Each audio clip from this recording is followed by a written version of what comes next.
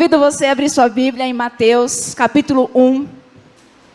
E nós vamos falar sobre o nascimento de Jesus em algumas perspectivas, né? O texto bíblico fala de pessoas, como elas reagiram e como elas viram e reagiram acerca do nascimento do nosso Salvador. E nós vamos meditar um pouquinho nesse texto em Mateus 1, do versículo 18 ao versículo 25. Pedro, acho que quer vir pregar aqui para mim. Pode vir, Pedro. Todos acharam? Diz assim: foi assim o nascimento de Jesus Cristo. Maria, sua mãe, estava prometida em casamento a José, mas antes de se unirem, achou-se grávida pelo Espírito Santo. Por ser José, seu marido, um homem justo, e não querendo expô-la à desonra pública, pretendia anular o casamento secretamente. Mas depois de ter pensado nisso, apareceu-lhe um anjo do Senhor em sonho e disse: José, filho de Davi, não tema receber Maria como sua esposa, pois o que nela foi gerado procede do Espírito Santo. Ela dará à luz um filho, e você deverá dar-lhe o nome de Jesus, porque ele salvará o seu povo dos seus pecados. Tudo isso aconteceu para que se cumprisse o que o Senhor dissera pelo profeta: a virgem ficará grávida e dará à luz um filho, e lhe chamarão Emanuel, que significa Deus conosco. Ao acordar, José fez o que o anjo do Senhor lhe tinha ordenado e recebeu Maria como sua esposa, mas não teve relações com ela enquanto ela não deu à luz o filho. E ele lhe pôs o nome de Jesus. Amém? Esse texto nós vamos meditar um pouquinho na perspectiva de José. É interessante que se fala muito de Maria quando fala do nascimento de Jesus, né? Fala muito de Maria, até o Antigo Testamento, a Bíblia fala disso como um ato realmente profético, anunciando a nascida do Salvador a partir de uma mulher. E nós vamos também meditar sobre essa perspectiva de Maria, mas hoje nós vamos ouvir sobre José, que no Antigo Testamento não há nenhum relato, não há nenhuma referência a José, né? Como alguém que seria escolhido por Deus para adotar Jesus como Salvador. Então José foi o pai adotivo de Jesus, sim ou não? Sim, José foi o pai adotivo de Jesus, porque quem era o pai biológico? Era Deus, o próprio Deus era o pai biológico de Jesus. Mas José então decidiu acolher esse menino em seus braços. E aí eu fico pensando nisso também. Às vezes quem é pai ou quem é mãe, mas hoje nós vamos falar da perspectiva de José, tem uma sensação diferente quando pega seu filho no braço pela primeira vez. Sim ou não, pais? Aquela emoção de ver o próprio parto, o próprio filho nascendo.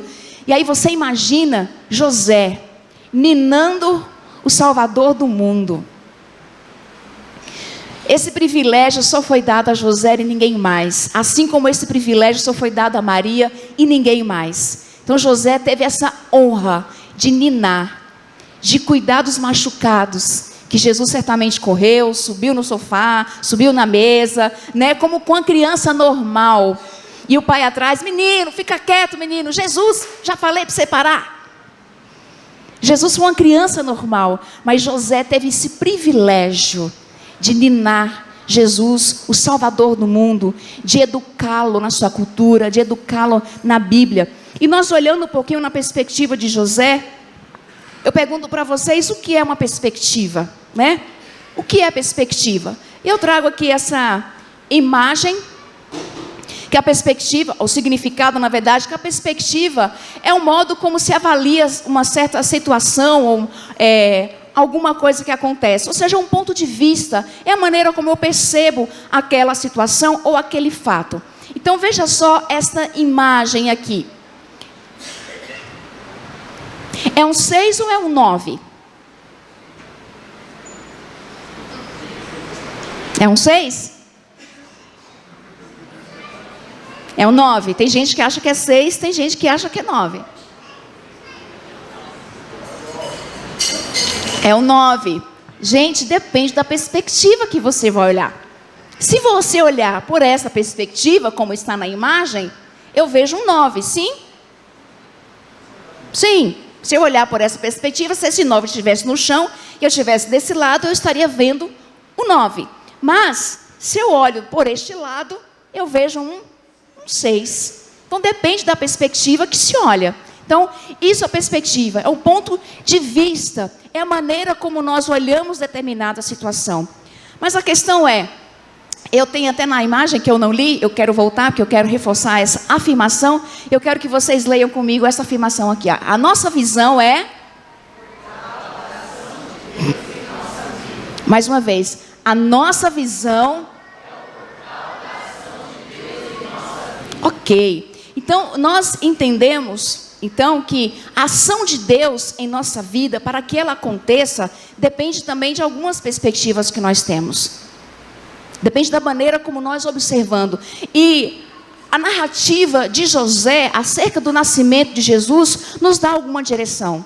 Então ele nos diz que depende do nosso caráter. No versículo 18 fala que José, marido de Maria, era um homem justo. Apesar do texto falar marido, há outros relatos que falam que eles estavam noivos. Mas o noivado naquela época era diferente do noivado de hoje. Naquela época, o noivado era praticamente já um casamento. As famílias se reuniam, eles conversavam, havia um contrato de casamento, e se no período de mais ou menos um ano, um ou outro desistisse do noivado, teria que ter o divórcio. Era como um processo normal de divórcio de um casamento. O homem teria que dar o divórcio para a mulher. Naquela época era o homem que dava o divórcio.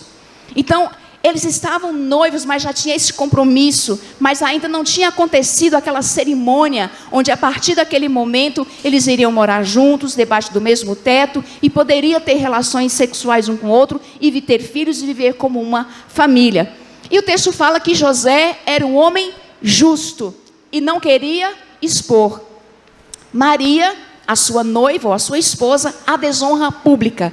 Então, o que nós entendemos aqui é que o nosso caráter determina a maneira como resolvemos os nossos problemas.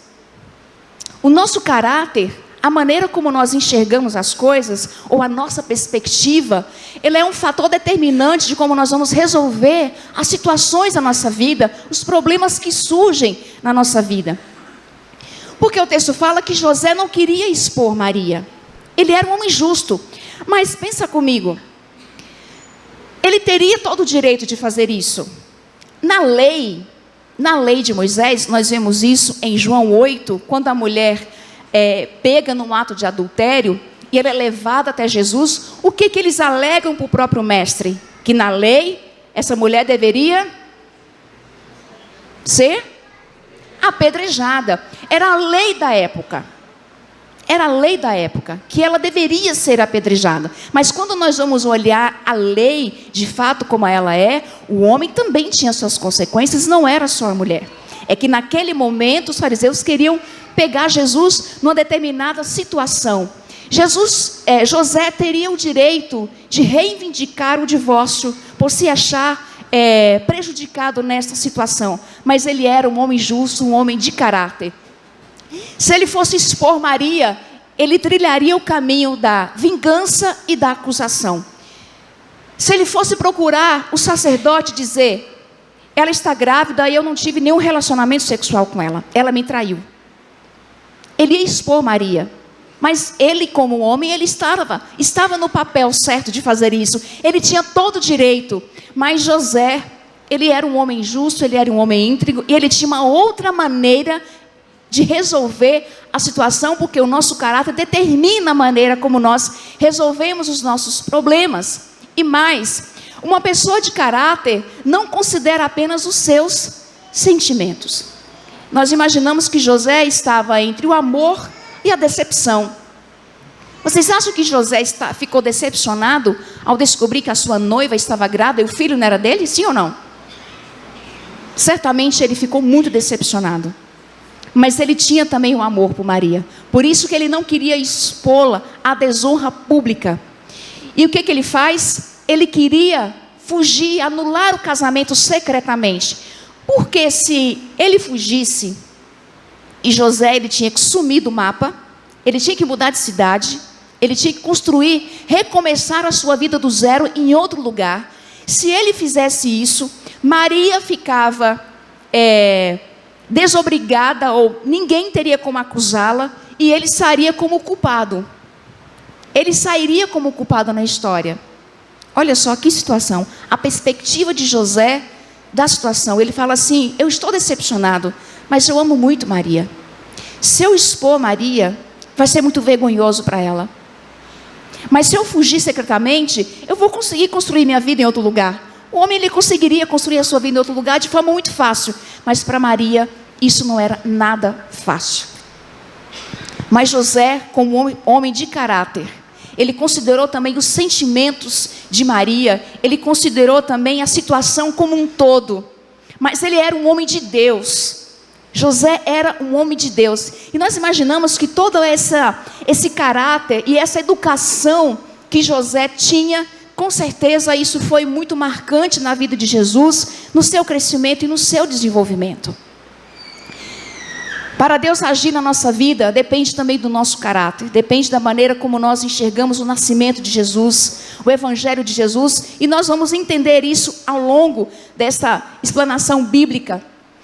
Numa outra perspectiva também, a ação de Deus depende de outros fatores, e eu quero mostrar uma outra imagem para vocês. O que vocês enxergam nesta imagem?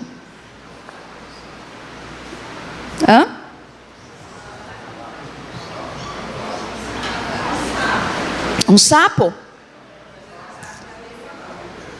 Um cavalo? É um sapo ou é um cavalo? Mas vocês ainda não entenderam o recado. Depende da perspectiva que você olha. Se você olhar a imagem da maneira como ela está ali, você enxerga um sapo. Mas se você olhar desta forma, você enxerga um cavalo. Depende da perspectiva que você está olhando. Mas nós estamos olhando aqui na perspectiva bíblica. E José tem muito a nos mostrar a perspectiva bíblica aplicada na nossa vida. Sendo uma pessoa de caráter. Sendo uma pessoa de caráter. Que não vai nas emoções, brigando, expondo as pessoas. Mas ele é um homem que antes de resolver os problemas, ele ora, ele pensa, ele avalia, ele pede um conselho, ele lê a Bíblia. Ele não vai resolver a situação no impulso, porque não é assim que uma pessoa de caráter resolve as coisas. Mas um homem, a mulher de Deus, a pessoa de Deus, ele pensa. Quando ele quer falar alguma coisa, ele moja a língua, né? Agora não é hora de falar, peraí, deixa eu ver se é isso mesmo que eu preciso falar. A pessoa de caráter, a pessoa de Deus, ela entende por essa perspectiva bíblica. E depende também da nossa experiência de fé. A experiência pessoal que José teve é quando o texto relata que um anjo lhe apareceu quando José estava planejando fugir secretamente, e automaticamente ele anularia o casamento. Então, quando ele pensa nisso, o anjo aparece para José e diz para ele fazer algumas coisas e conduz ele, na verdade, no que ele deveria fazer. Então, uma pessoa de Deus usa... Receta, começa de novo. Com cada pessoa, Deus usa um meio para se manifestar. Exemplos. Como que Deus se manifestou para Moisés? A sarça. Como Deus se manifestou para Isaías? Assim, Moisés é mais fácil, né? A gente sabe. Agora Isaías já forçou uma amizade. Isaías estava no templo, depois que ele perdeu o tio, muito querido. Ele foi para o templo para orar, ele era profeta, e lá ele teve uma visão da glória de Deus. É o momento em que Deus fala com ele, que Deus ministra no coração dele. Ali ele se rende, ele diz: eis-me aqui, Senhor, envia-me a mim. Como Deus se manifestou para Paulo, ele caiu do cavalo? Verdade? Onde está escrito? Que Bíblia que está escrita que Paulo caiu do cavalo? A minha não está escrito isso não. Na minha Bíblia está escrito que ele caiu. Agora, se foi do cavalo, aí já é acréscimos posteriores. Eu não sei como é que é. Tá bom? Brincadeira. Mas a Bíblia fala que ele caiu e ele viu uma luz mais brilhante do que o sol. Imagina você estar naquele sol de 38 graus, quando faz o verão em Campinas, não tem uma nuvem no céu, e vem uma luz forte, que a gente acredita que por causa dessa luz tão intensa que ele ficou cego. Ao ponto de um outro profeta colocar a mão sobre ele, orar para que as escamas caíssem dos seus olhos, ele voltasse a enxergar. Com cada pessoa, Deus usa um meio de se manifestar e de falar. Por exemplo, conosco, temos experiências, Deus se manifesta num culto, através do louvor, através da pregação, através de uma palavra de alguém, na célula, no compartilhar, lendo a Bíblia. Às vezes você está lendo a Bíblia normalmente, diariamente, que eu sei que todos vocês aqui leem muito bem a Bíblia todos os dias, amém? Amém? Está vendo como eu sei disso? Aliás, quem está seguindo o propósito da leitura? Para terminar, olha, tem umas mãos levantadas, muito bem. É isso aí, quem sabe, mas no nosso culto de virada, vamos aí festejar, é uma conquista, temos que ler a Bíblia, gente. Começou, termina, começa de novo. E com cada pessoa, Deus usa uma situação, Ele usa alguém para falar, Ele usa uma situação, um momento difícil, uma crise, para ministrar no nosso coração e nos direcionar. Há um tempo atrás, eu estava vendo o testemunho de um pastor, que é esposo de uma pessoa, que é uma mulher que é muito conhecida, e quando ele estava andando de jet ski, o jet ski virou, e o outro que vinha atrás, o jet ski, a ponta do jet ski bateu na coxa dele, e a coxa dele, o fêmur virou uma árvore, estilhaçou. Ele ficou mais de 1 ano sem conseguir andar direito, fazendo reconstrução óssea, papapá, aquilo todo. Ele disse que nesse momento ele falou assim: Deus, por que isso aconteceu comigo? Eu estava no auge do meu ministério, tinha tantas coisas para fazer. Ele disse que numa calada, sozinho no quarto, Deus disse para ele: porque só assim você vai conseguir ouvir o que eu tenho para te dizer. Talvez ele estava numa situação tão de cegueira, que ele não está, um obreiro, um pastor, um homem de Deus, que ele não estava conseguindo enxergar o que Deus estava querendo dizer para ele. E Deus teve que usar uma situação para atraí-lo. E, gente, Deus usa situações não é para nos castigar. Nós precisamos tirar isso da nossa mente. Deus não nos castiga. Deus usa situações difíceis como um anzol para nos atrair a Ele. Porque Ele nos ama tanto, tanto, tanto, que Ele é capaz de usar situações mais difíceis da vida para nos atrair e nos colocar mais perto dEle. Então Deus usa situações, Deus usa fatos, circunstâncias para ministrar ao nosso coração. O que diz esse versículo? Vamos ler juntos? 1, 2, 3.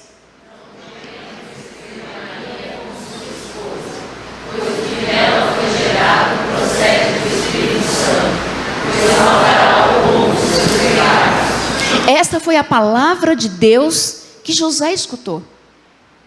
José ouviu esta palavra. Ele teve essa experiência do anjo aparecer e dizer: José, não fuja. Não fuja do problema. Porque muitas vezes nós fugimos dos problemas da nossa vida que nós não queremos resolver. Mas ele diz: não tema receber Maria como sua esposa. Está tudo sob controle, José. Fica tranquilo. Não tema recebê-la como sua esposa. E por que o anjo fala isso para José? Você imagina, pensa comigo. Talvez a nossa cultura hoje, ela não leva essa questão tão a sério, está muito comum, né? A pessoa ter relação sexual fora do casamento, ter filhos, mas naquela época isso era muito difícil. Inclusive para o próprio José, que ainda estava noivo, dar as caras na sinagoga, no templo, para as famílias, para os amigos, para a sociedade, sem estar casado com a esposa do lado grávida. Imagina que José não ouviu, imagina que José não foi caluniado, não foi difamado, não foi rejeitado em ciclos de amizades, mas ainda assim, ele teve a sua experiência de fé e por essa experiência ele decidiu ouvir a vontade de Deus. Por quê? Não é possível conhecer a Deus sem experiência de fé. A nossa fé, ela precisa ser provada. E olha o que diz esse texto de Hebreus. Vamos ler juntos? 1, 2, 3. Sem fé, impossível.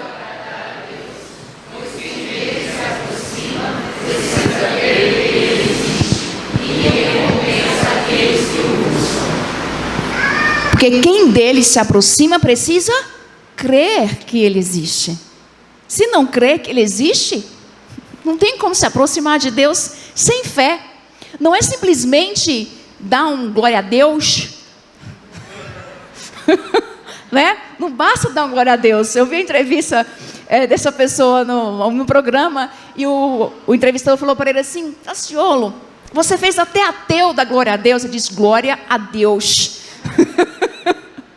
Né? Não é só da glória, tem que se aproximar de Deus, de fato, com o coração, com a alma e com a mente, e crer que Ele existe para ter esta experiência de fé. Eu estava lendo algo nessa semana, e um cantor super famoso aí, conhecido de muitos, que no momento não está muito na alta, como dizem, cristão. E aí ele, dando um comentário, falou algumas coisas que caiu no descrédito dos fãs, né? E aí, vendo um comentário, algo que ele estava comentando numa igreja muito grande, ele disse assim: porque eu tenho uma voz que Deus não deu para ninguém. Porque Deus falou comigo que eu estou acima da média. Aí você escuta isso de uma pessoa que quer crer em Jesus, o que você faz? A carinha do emotion, né? Como que a pessoa tem coragem de falar uma coisa dessa? A partir disso, contratos foram se quebrando, as pessoas não foram convidando, porque a pessoa que diz que serve a Deus falar que está acima da média, né? A gente, para se aproximar de Deus, tem que ter experiência de fé.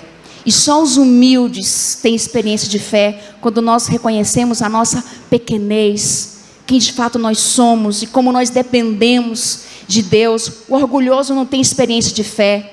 O orgulho precede a queda. Deus rejeita os orgulhosos, mas dá graça aos humildes. Precisa ter humildade para ter experiência de fé, para ler a Bíblia, reconhecer que ela é a palavra de Deus, que ela deve reger a nossa vida.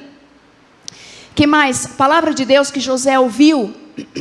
A experiência com Deus, através da sua palavra, toda experiência com Deus envolve a palavra de Deus, seja falada por alguém, seja cantada, seja lida, de qualquer forma. Se não é palavra de Deus, não é experiência com Deus. Mas a experiência com Deus pode ser uma forte emoção, mas sempre acompanhada de transformação.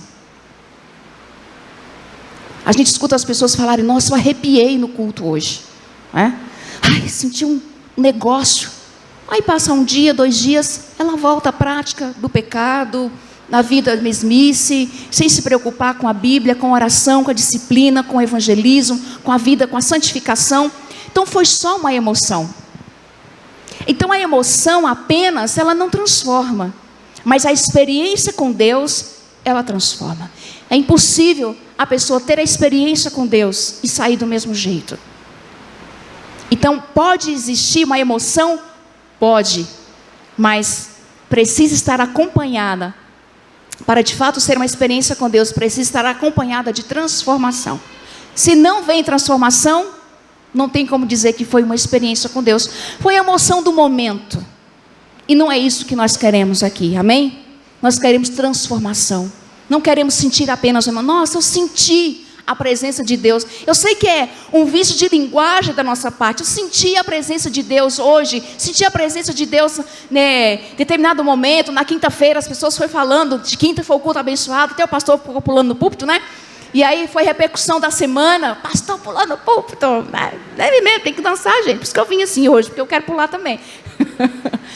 Mas nós precisamos entender que para ter a experiência com Deus, nós precisamos estar, não é a questão de sentir, mas é de viver. Essa é a grande diferença. A gente sente, mas a gente sente a transformação. A gente enxerga essa transformação acontecendo dia a dia na nossa vida. Você tem tido experiências com Deus? Ou sentido apenas emoções?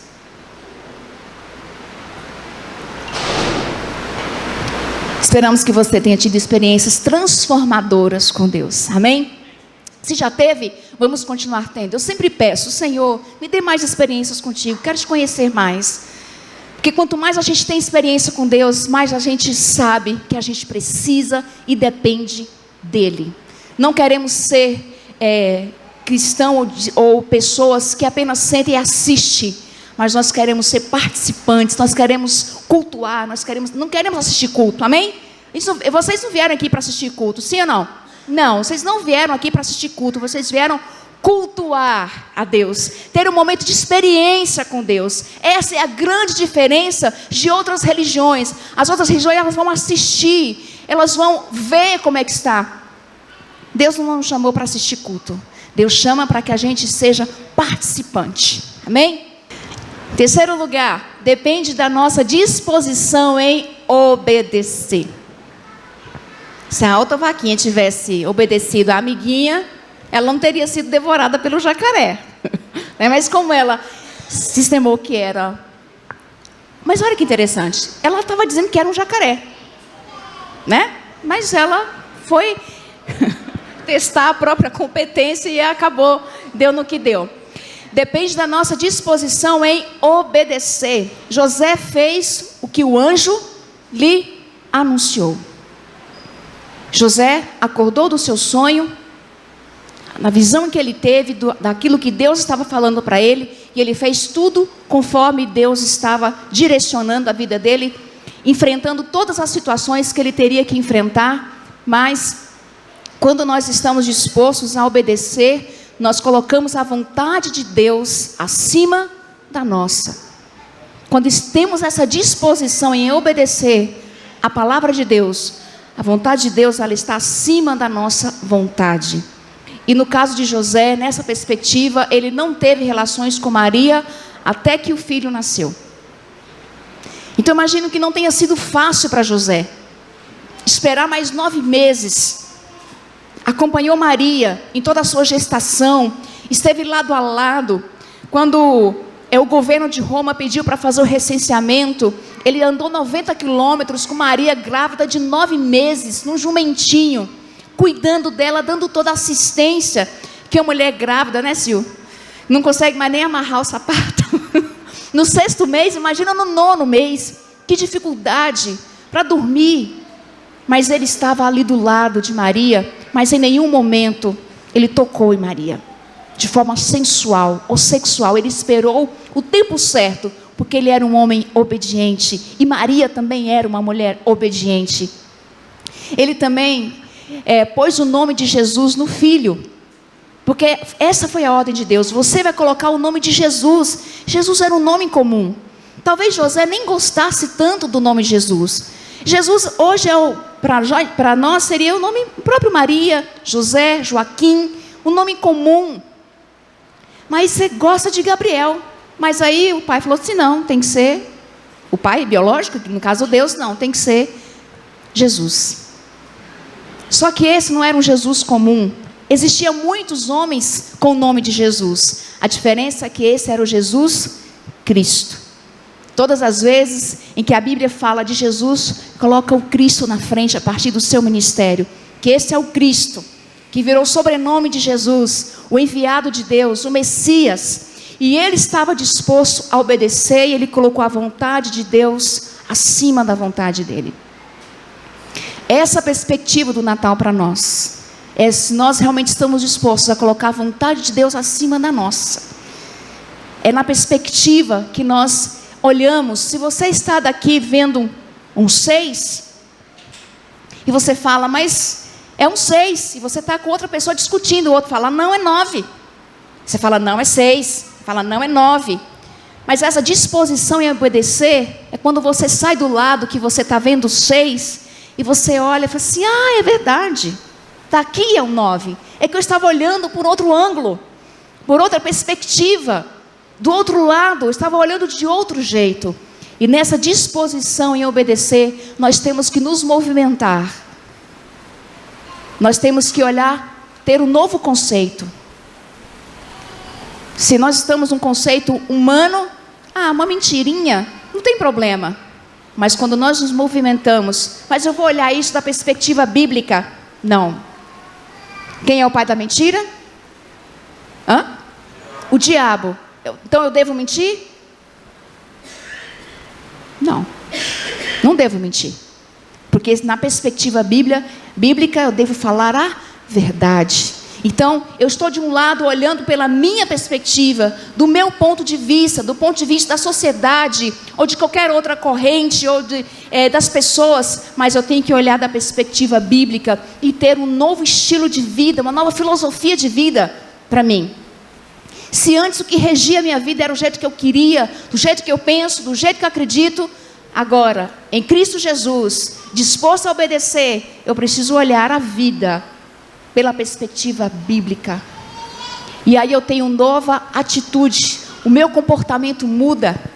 Se antes, na minha perspectiva, eu falava de qualquer jeito, falou uma coisa que eu não gostei, eu retruco na lata. Agora não, em Cristo Jesus, eu penso, eu sou pronto para ouvir e tardio para falar. Essa perspectiva bíblica. Se te ofenderem, se te der um tapa na cara, o que você vai fazer? Ai, que bom que você me deu um tapa. Pode dar aqui também. A gente vai repensar a maneira como nós vamos resolver os nossos conflitos. Um exemplo disso, da nova atitude, a perspectiva, por exemplo, do casamento, ou da educação do filho. Isso muda na perspectiva bíblica. Se de um lado, na perspectiva do casamento, é comum haver infidelidade, na perspectiva bíblica não.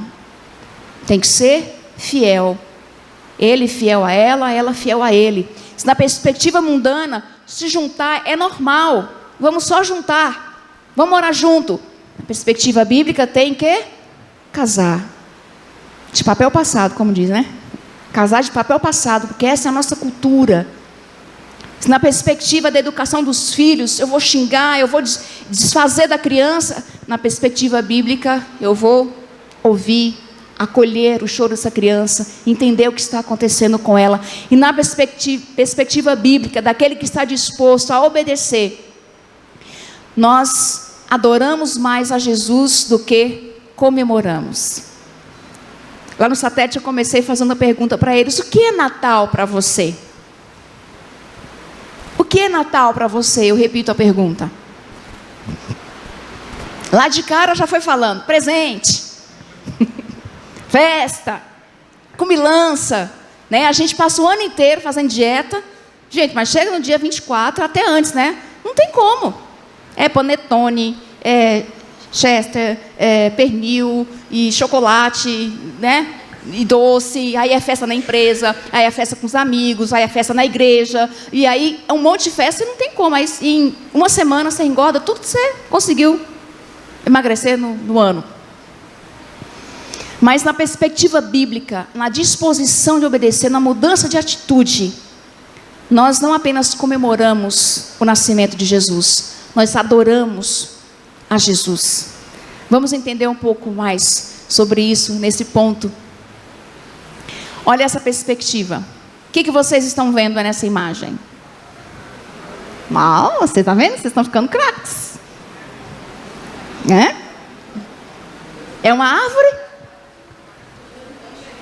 e 2 bichos.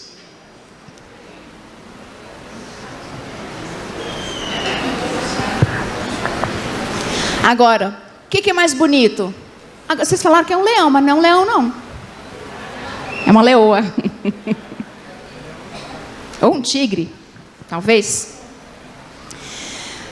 Mais um para terminar. Depende da nossa visão sobre quem é Jesus. Para Deus agir na nossa vida, dependendo da nossa perspectiva, nós precisamos entender e ter a visão correta de quem é Jesus. José entendeu, e o anjo falou para ele, que Jesus era o Salvador.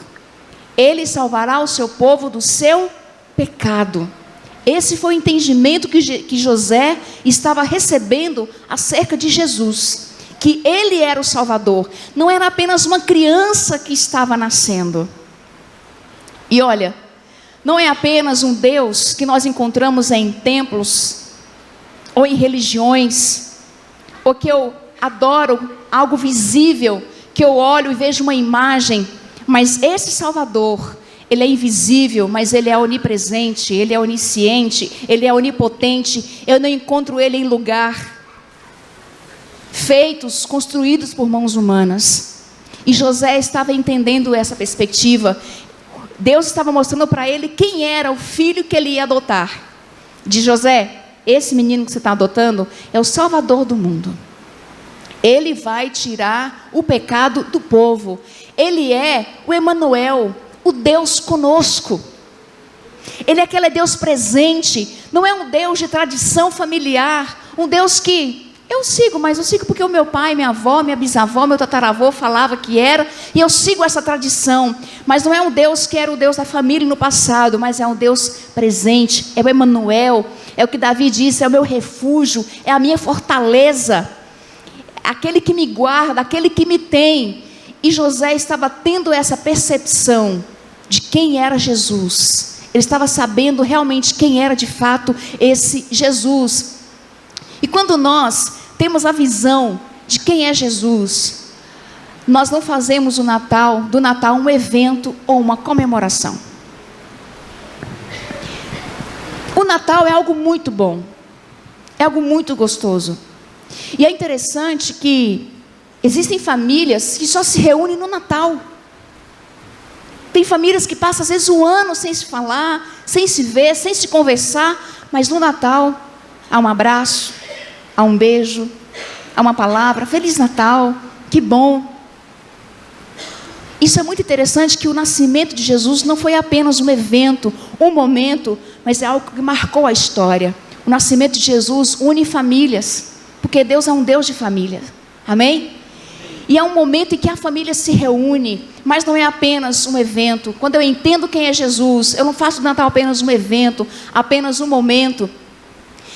Nós não festejamos, mas nós adoramos a Jesus. Quando os pastores estavam no campo, pastoreando o seu rebanho, que o anjo apareceu para eles e falou do que estava acontecendo, o texto diz que eles viram o céu aberto e um exército de coro celestial cantando, adorando o nascimento de Jesus. Jesus não é para ser festejado, Jesus é para ser adorado, amém? Essa é a percepção, é a visão que nós devemos ter de Jesus. Jesus não veio para resolver o meu e o seu problema financeiro, crise de casamento. Jesus veio para resolver o nosso problema de pecado. Jesus veio para morrer na cruz e resolver o nosso problema de pecado, para nos perdoar, para nos purificar, para nos salvar. Porque ninguém mais pode fazer isso. Você fala, e a minha crise financeira? A sua crise financeira é você que tem que resolver, na direção de Deus. E aí quando nós ouvimos pessoas falando, vem, e você vai ter sua vida mudada, você vai ficar rico, você vai acontecer isso, vai ser não. Jesus veio para resolver um único problema da humanidade: pecado. Jesus veio para nos dar paz com Deus, que nós não tínhamos mais paz com Deus. Então quando nós entendemos e temos a visão correta de quem é Jesus, nós não nos enganamos. Não acredite no que se prega por aí, que Jesus vai resolver esses problemas. Esse não é o papel de Jesus. Jesus veio para morrer na cruz e nos salvar. E essa foi a visão que também o anjo passou para José. Ele é o Salvador, ele é o Emanuel, ele é o Deus conosco. Quando nós temos a visão correta de Jesus, nós não comemoramos o Natal, nós vivemos o Natal diariamente. Jesus nasceu e está crescendo na nossa vida. A cada dia mais, Ele cresce na minha e na sua vida, até o dia que nós morrermos, que nós fomos encontrar e vê-lo face a face. Amém? Natal não é para ser comemorado, não é para ser festejado, mas é para ser vivido dia a dia. E às vezes a gente tem perspectivas, a gente tem algumas perspectivas que é mais, esqueci a palavra. Por exemplo, a gente tem a perspectiva de quando acaba o ano, os meus problemas vão acabar também, né? O ano que vem, 1º de janeiro, tudo novo, as coisas vão acontecer de forma bem diferente na minha vida. Mas isso é um grande engano. Gente, é só um dia após o outro. É só um dia após o outro. Que dia vai ser? Dia 31, segunda-feira, né? Terça-feira vai continuar sendo terça-feira. Mas sabe o que muda? Aqui dentro. A ação de Deus na nossa vida é o que vai mudar. A mentalidade bíblica, a perspectiva bíblica que nós temos na nossa vida. Então, para concluir, se José não fosse um homem de caráter, talvez ele não teria tido a experiência de fé que ele teve. E se ele não tivesse a experiência de fé, ele não teria obedecido. E se ele não tivesse obedecido, ele não teria tido a visão correta de quem era Jesus. Ele teria fugido, ele teria sumido do mapa, e ele teria perdido o privilégio de ninar o Salvador. Mas como ele teve a visão correta de quem era Jesus, ele recebeu todos esses privilégios. E se você tiver a visão correta de quem é Jesus, você também vai ter todos os privilégios que o nosso Deus está reservando para você, aqui na vida terrena e na eternidade. Você está preparado para receber? Amém? Eu também estou. E eu quero continuar estando preparada para receber aquilo que Deus tem preparado para mim aqui. Se aqui, nessa vida terrena, eu não tiver ou não receber o que eu espero, eu tenho certeza que lá no céu eu vou receber. Amém? Eu tenho certeza disso. Você tem certeza disso? Se você não tem, entrega a sua vida a Jesus. Caminhe na direção dele. E deixe que o Espírito Santo te mostre a perspectiva correta